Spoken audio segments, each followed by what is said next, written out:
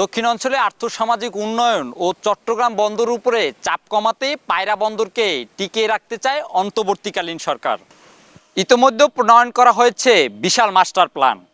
এই মাস্টার প্ল্যানটি ঠিক সময়ে বাস্তবায়ন হলে পাল্টে যেতে পারে গোটা দক্ষিণ অঞ্চলের অর্থনৈতিক চিত্র। তবে চ্যালেঞ্জ হলো পলিপর্বন রামনাবাদ চ্যানেলের নাব্যতা ধরে রাখা। চ্যানেলের ৭৫ কিলোমিটার পথের মধ্যে ২৫ কিলোমিটার বেশি পলিপর্বন আর ২৫ কিলোমিটার স্বল্প পলিপর্বন এবং বাকি ২৫ কিলোমিটার প্রাকৃতিক নাব্যতার অংশ। তাই এই চ্যানেল নাব্যতা ধরে রাখতে প্রয়োজন নিয়মিত ড্রেজিং। আর এই কারণেই বন্দরের জন্য নিজস্ব ড্রেজার কেনা হচ্ছে বলে জানান অন্তর্বর্তীকালীন সরকারের নৌ পরিবহন উপদেষ্টা।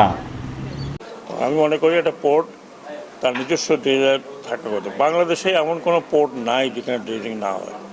তো বাংলাতে হচ্ছে যে চিটাগং পোর্টের জন্য অহরহ হচ্ছে সবসময় একটা লাগে আপনারা জানেন। ব্যবসায়ী নেতারা বলেছেন পায়রাকে প্রতিষ্ঠিত করতে হলে অন্য বন্দরের চেয়ে সুযোগ সুবিধা বাড়াতে হবে। ঢাকার সঙ্গে চট্টগ্রাম ও মোংলা বন্দরের তুলনায় পায়রার দূরত্ব যেহেতু কম, সেহেতু সড়ক প্রশস্ত করে পরিবহন সুবিধা বাড়াতে হবে। পাশাপাশি চ্যানেল ড্রেজিং করে চ্যানেলের নাব্যতা ধরে রাখতে হবে, যাতে করে লাইটারের ছাড়াই জেটিতে সরাসরি মাদার ভেসেল পণ্য খালাস করতে পারে। বন্দরের চেয়ারম্যান জানান প্রথম জেটিসহ আনুষঙ্গিক কাজ শেষ করতে ২০২৬ সালের জুলাই মাসকে টার্গেট করা হয়েছে। তখনই বন্দরটি পুরোপুরি চালু করা হবে। আমরা একটি তারিখ ধরে অগ্রসর হচ্ছি, শুধু তারিখ নয়, এটি আমাদের লক্ষ্য জুলাই ২০২৬।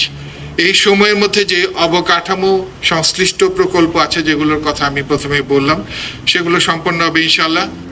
মাস্টার প্ল্যানে রয়েছে নতুন কন্টেইনার টার্মিনাল, মাল্টিপারপাস টার্মিনাল, শিল্প অঞ্চল গড়ে তোলা ও গ্রিন এনার্জি উৎপাদন আর জাহাজ মেরামতের সুবিধা গড়ে তোলার পরিকল্পনা। ফার্স্ট টার্মিনাল চালু না হলেও এখন পর্যন্ত এখানে ৩,২৯৮টি দেশি বিদেশি বাণিজ্যিক জাহাজ পণ্য খালাস করেছে। এতে সরকারি রাজস্ব আয় হয়েছে প্রায় ২,৬৬৩ কোটি টাকা। পায়রা বন্দর থেকে ফেরদৌস শুভ, আমাদের পটুয়াখালী।